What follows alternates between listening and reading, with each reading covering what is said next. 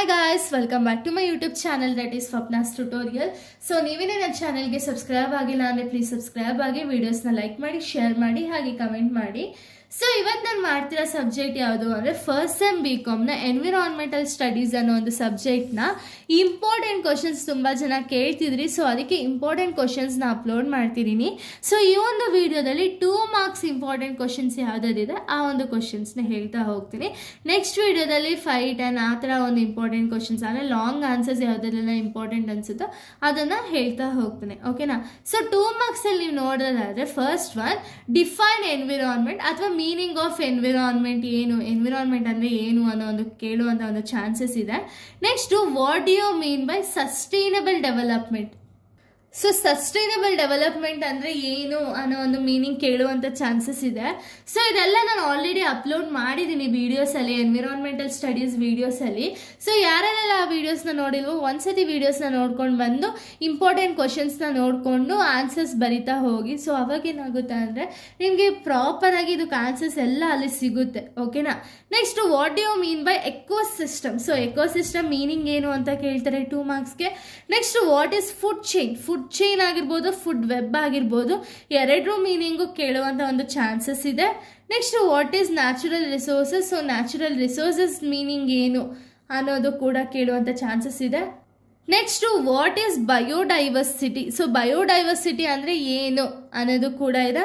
Next meaning of genetic diversity. So genetic diversity ಅಂದರೆ ಏನು, biodiversity ಅಂದರೆ ಏನು, and what is the biodiversity hotspots. So hotspots meaning ಏನು, and what is in situ and ex situ conservation. ಎಕ್ಸಿಟುಗೂ ಮತ್ತು ಇನ್ಸಿಟುಗೂ conservation ಏನು, ಮೀನಿಂಗ್ ಏನು ಅನ್ನೋದನ್ನ ಬರೀತೀರಾ. ನೆಕ್ಸ್ಟ್ ಟೈಪ್ಸ್ ಆಫ್ ಪೊಲ್ಯೂಷನ್ಸ್ನ ಬರೀತೀರಾ, what are the types of pollutions ಇದೆ ಅಂತ ಹೇಳಿ. Next what is radiation. So radiation ಮೀನಿಂಗ್ನ ಬರೀತೀರಾ. Next solid waste management, what is solid waste management ಬಗ್ಗೆ ಬರೀತೀರಾ. Next what you mean by E waste ಅಂದರೆ ಎಲೆಕ್ಟ್ರಾನಿಕ್ ವೇಸ್ಟ್ ಬಗ್ಗೆ ಬರೀತೀರಾ. Next meaning of global warming. So global warming meaning ಏನು ಅಂತ ಹೇಳಿ ಗ್ಲೋಬಲ್ ವಾರ್ಮಿಂಗ್ ಮೀನಿಂಗ್ನ ಬರೀಬೇಕು.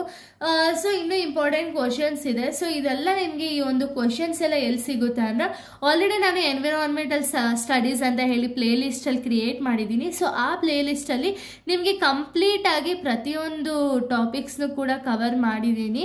ಅಕಸ್ಮಾತ್ ಯಾವ್ದಾದ್ರು ಒಂದು ಟಾಪಿಕ್ ಬಿಟ್ಟಿದ್ರು ಕೂಡ ನನಗೆ ಕಮೆಂಟ್ ಹಾಕಿ. ಸೊ ಆವಾಗ ನನಗೆ ಬೇಗನೆ ನೀವು ಕಮೆಂಟ್ ಹಾಕಿದಷ್ಟು ಏನಾಗುತ್ತೆ ಅಂದರೆ ಬೇಗ ವಿಡಿಯೋಸ್ ಅಪ್ಲೋಡ್ ಮಾಡೋದಕ್ಕೆ ಟ್ರೈ ಮಾಡ್ತೀನಿ. ಇಲ್ಲ ಅಂದರೆ ನೀವು ಇನ್ನೇನು ಎಕ್ಸಾಮ್ ಟೈಮಲ್ಲಿ ಹಾಕಿದ್ರಿ ಅಂದರೆ ನನಗೂ ಕೂಡ ವಿಡಿಯೋಸ್ ಮಾಡೋದಕ್ಕೆ ಸ್ವಲ್ಪ ಕಷ್ಟ ಆಗುತ್ತೆ.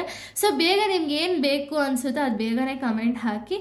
ಸೊ ಇದು 2 ಮಾರ್ಕ್ಸ್. ಇನ್ನು ನೆಕ್ಸ್ಟ್ 2 ಮಾರ್ಕ್ಸ್ ಇಂಪಾರ್ಟೆಂಟ್ ಕ್ವಶನ್ಸ್ನ ನಾವು ನೋಡೋದಾದರೆ ಸೊ ನೆಕ್ಸ್ಟ್ ಬಂದ್ಬಿಟ್ಟು meaning of ozone layer depression. So ozone layer depression meaning ಏನು ಅನ್ನೋದನ್ನ ಬರೀತೀರಾ.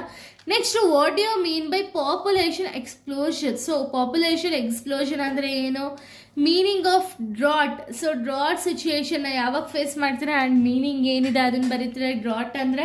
Next meaning of ecological pyramid. So ecological pyramid ಅಂದರೆ ಏನು ಅನ್ನೋದನ್ನ ಬರೀತೀರಾ. Next what you mean by rehabilitation. So rehabilitation ಅಂದರೆ ಏನು ಅನ್ನೋದನ್ನ ಬರೀಬೇಕು. Next meaning of wind energy, land slides, air pollution ಆಗಿರ್ಬೋದು, ವಾಟರ್ ಪೊಲ್ಯೂಷನ್ ಆಗಿರ್ಬೋದು, ಇದ್ರ ಮೀನಿಂಗು ಕೇಳುವಂಥ ಚಾನ್ಸಸ್ ಇದೆ. ಓಕೆನಾ? Next disposal of E waste rules. So ಈ ವೇಸ್ಟ್ ರೂಲ್ಸ್ ಅನ್ನೋದು ಏನೇನಿದೆ, ಯಾವ ರೀತಿ ಈ ವೇಸ್ಟ್ ನಾವು ಡಿಸ್ಪೋಸಲ್ ಮಾಡ್ತೀವಿ ಅನ್ನೋದನ್ನ ಬರೀಬೇಕಾಗುತ್ತೆ. Meaning of biotic and abiotic ಮತ್ತು ಬಯೋಟಿಕ್ ಕಾಂಪೋನೆಂಟ್ಸ್ ಮೀನಿಂಗ್ ಬರೀತೀರಾ. ವಾಟ್ ಈಸ್ ಫುಡ್ ವೆಬ್ ಅಂದರೆ ಏನು ಅನ್ನೋದನ್ನ ಮೀನಿಂಗ್ ಬರೀತೀರಾ. Meaning of pond ecosystem. So ಇದೆಲ್ಲ 2 ಮಾರ್ಕ್ಸಲ್ಲಿ ಕೇಳುವಂಥ ಒಂದು ಚಾನ್ಸಸ್ ತುಂಬ ಇದೆ. ಸೊ ನೀವೇನು ಮಾಡಬೇಕು ಅಂದರೆ ಇದನ್ನೆಲ್ಲ ನೀಟಾಗಿ ಬರೆದು ಅಂಡರ್ಲೈನ್ ಅದನ್ನು ಮಾಡಿ. ಸೊ ಇದು ಅಂಡರ್ಲೈನ್ ಮಾಡಿಲ್ಲ ಅಂದರೂ ಕೂಡ ನೀವು ನೀಟಾಗಿ ರೆಪ್ರೆಸೆಂಟ್ ಅನ್ನೋದನ್ನ ಮಾಡಿ. ಪಾಯಿಂಟ್ಸ್ ಇತ್ತು ಅಂದರೆ ಪಾಯಿಂಟ್ಸ್ಗಳನ್ನ ಫಸ್ಟ್ ಡಯಾಗ್ರಾಮೆಟಿಕ್ ಫಾರ್ಮಲ್ಲಿ ಬರೆದು ಆ್ಯಂಡ್ ನೆಕ್ಸ್ಟು ಮೀನಿಂಗ್ಗಳನ್ನ ಬರಿತಾ ಹೋಗಿ. ಸೊ ಇದರಿಂದ ಏನಾಗುತ್ತೆ ಅಂದರೆ ಒಂದು ಪ್ರಾಪರಾಗಿ ನಿಮ್ಮದು ಪ್ರೆಸೆಂಟೇಷನ್ ಇರುತ್ತೆ ಆ್ಯಂಡ್ ಪ್ರಾಪರಾಗಿ ಮಾರ್ಕ್ಸ್ ಅನ್ನೋದು ಕೂಡ ಸಿಗುತ್ತೆ. ಸೊ ಇದು 2 ಮಾರ್ಕ್ಸ್ ಇಂಪಾರ್ಟೆಂಟ್ ಕ್ವಶನ್ಸ್ ಆಗಿದೆ. ನೆಕ್ಸ್ಟ್ ವೀಡಿಯೋದಲ್ಲಿ ನಾನು 5 ಮಾರ್ಕ್ಸ್ ಇಂಪಾರ್ಟೆಂಟ್ ಕ್ವಶನ್ಸ್ನ ಅಪ್ಲೋಡ್ ಮಾಡ್ತೀನಿ. So thank you guys, thanks for watching.